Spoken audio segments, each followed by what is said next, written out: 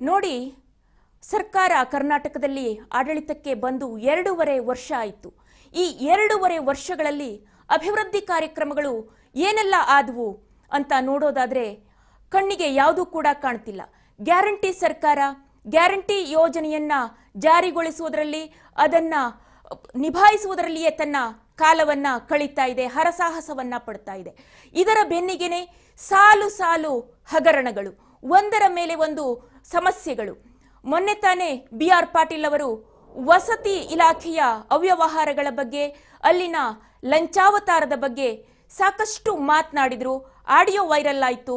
ಆ ಆಡಿಯೋ ತಂದೆ ಅಂತ ಕೂಡ ಒಪ್ಕೊಂಡ್ರು. ಅದರ ಹಿಂದೆ ಒಂದಾದ ಮೇಲೆ ಒಂದು ಸ್ಟೋರಿಗಳು ಸಿಗ್ತಾ ಇವೆ. ಹಾಗೇನೆ ಅವ್ಯವಹಾರಗಳು, ಅಕ್ರಮಗಳು ಒಂದಾದ ಮೇಲೆ ಒಂದು ಬಯಲಿಗೆ ಬರ್ತಾ ಇವೆ. ಅದೇ ರೀತಿಯಲ್ಲಿ ನೋಡಿ, ಇದು Raj news Kannada big blasting story. Siddaramaiah, Parameshwar ಅವರು ನೋಡಲೇಬೇಕಾದಂತಹ ಸುದ್ದಿ ಇದು. ಕಾಂಗ್ರೆಸ್ ಅಲ್ಲ, ದಳ, ಕಮಲ ಕೂಡ ಶೇಕ್ ಆಗುವಂತಹ ಸ್ಟೋರಿ. ಸಾಲು ಸಾಲು ಸಂಕಷ್ಟಗಳ ಹೊತ್ತಲ್ಲಿ ಮತ್ತೊಂದು ಉರುಳು.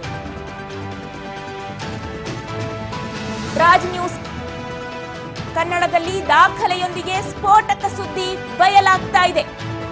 ವಾಲ್ಮೀಕಿ ಹಗರಣ ಬೆನ್ನಲ್ಲೇ ಮತ್ತೊಂದು ಭ್ರಷ್ಟಾಚಾರದ ಆರೋಪ. ಹಾಗಾದ್ರೆ ಎಲ್ಲಿ, ಯಾವಾಗ, ಯಾರಿಗೆ ಕಾದಿದೆ ಗಂಡಾಂತರ? ಇದು ರಾಜ್ ನ್ಯೂಸ್ ಕನ್ನಡದ ಬಿಗ್ ಬ್ಲಾಸ್ಟಿಂಗ್ ಸ್ಟೋರಿ. ಸಾಲು ಸಾಲು ಸಂಕಷ್ಟದ ಹೊತ್ತಲ್ಲಿ ಮತ್ತೊಂದು ಉರುಳು ಸಿದ್ಧವಾಗ್ತಾ ಇದೆ. ಸಿದ್ದರಾಮಯ್ಯ ಹಾಗೂ ಪರಮೇಶ್ವರ್, ಮುಖ್ಯಮಂತ್ರಿ ಸಿದ್ದರಾಮಯ್ಯ ಹಾಗೂ ಗೃಹ ಸಚಿವ ಪರಮೇಶ್ವರ್ ಅವರು ನೋಡಲೇಬೇಕಾದಂತಹ ಸುದ್ದಿ. ಕಾಂಗ್ರೆಸ್, ದಳ, ಕಮಲ ಕೂಡ ಶೇಕ್ ಆಗುವಂತಹ ಸ್ಟೋರಿ.